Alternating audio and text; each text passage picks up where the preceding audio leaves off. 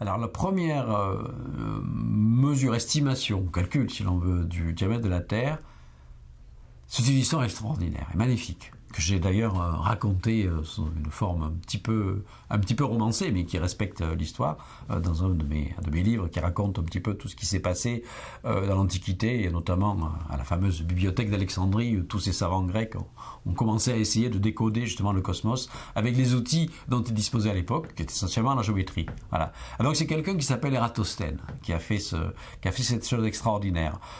Déjà, ça montre qu'à l'époque, on regarde que Ératosthène vivait 200 ans avant l'ère chrétienne. Il était bibliothécaire de la fameuse grande bibliothèque d'Alexandrie. C'était un personnage très important, parce que c'était un poste très important d'être directeur du musée de la bibliothèque d'Alexandrie à l'époque. Il était également précepteur des enfants du roi, donc il avait une charge extrêmement importante. C'est un véritable génie. On l'appelait un athlète du savoir parce qu'il était compétent dans tous les domaines.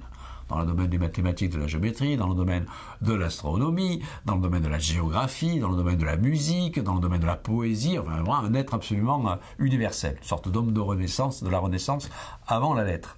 Alors, il possédait les outils de la géométrie qui avaient été développés un siècle avant lui par le grand mathématicien Euclide, qui avait été le premier grand savant à être justement invité par le pharaon pour venir travailler à Alexandrie. Et on dit que Ératosthène, donc sachant que la Terre était ronde, on le savait déjà à cette époque, mais la question c'est quelle est la taille, quel est le diamètre, quelle est la circonférence de la Terre. Est-ce qu'on peut la mesurer? C'est absolument, on peut se poser la question, comment faire ça? Et puis Ératosthène entend parler de caravaniers qui sont allés dans le sud de l'Égypte, dans une ville à l'époque s'appelait Syène, qui aujourd'hui correspond à l'actuel Assouan, qui est à peu près sur la ligne du tropique, hein, et qui est donc à peu près 2000 km au sud de Alexandrie, qui elle, je rappelle, est au nord de l'Égypte, sur le delta du Nil. Et il avait entendu dire que le jour du solstice d'été, c'est-à-dire le 21 juin à midi, à Syène, il y avait un puits profond creusé dans le sol. Et ce jour-là, à midi, le 21 juin, on disait qu'il y avait un phénomène tout à fait extraordinaire. Le soleil était à la verticale parfaite de ce puits-là, et que donc c'était le seul moment de l'année où l'on pouvait voir le fond du puits, l'eau briller. Au fond, parce que c'était éclairé directement. Sinon, évidemment, le fond du puits était caché. Bon, intéressant. Mais Ératosthène sait très bien que ce jour-là, le même jour, le 21 juin à midi, à Alexandrie, le soleil n'est pas du tout vertical. Il fait un petit angle.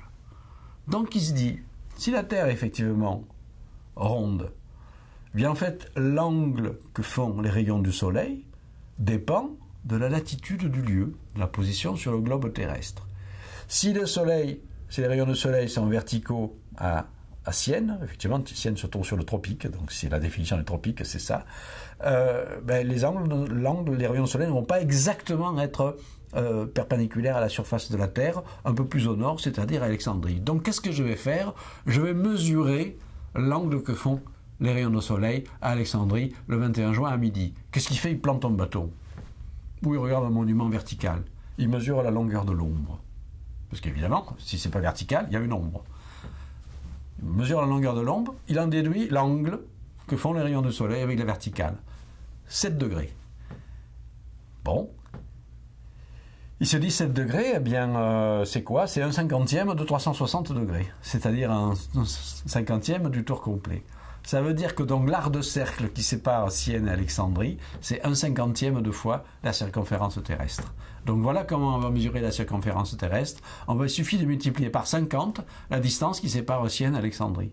Et il reste encore à mesurer, physiquement cette fois-ci, en unité de mesure de l'époque. Ce n'était pas des mètres, on utilisait des stades.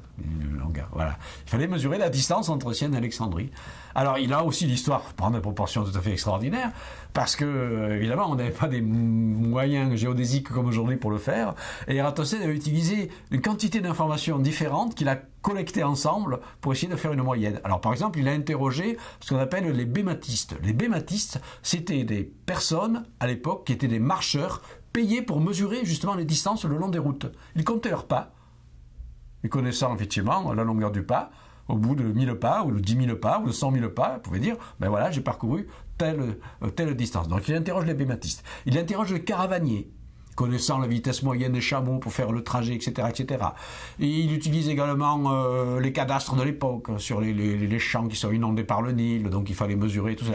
Alors, il recoupe toutes ces informations ensemble et il mesure en stade la distance de Sienne et Alexandrie. Et il multiplie par 50 et voilà, donc la circonférence de la Terre, c'est 250 000 stades. Quand on connaît la valeur du stade, transformé en mètres, le stade, si je rappelle, c'était la longueur du fameux stade où se passaient les Jeux Olympiques à Olympie. Qu'est-ce qu'on trouve? On trouve 40 000 kilomètres.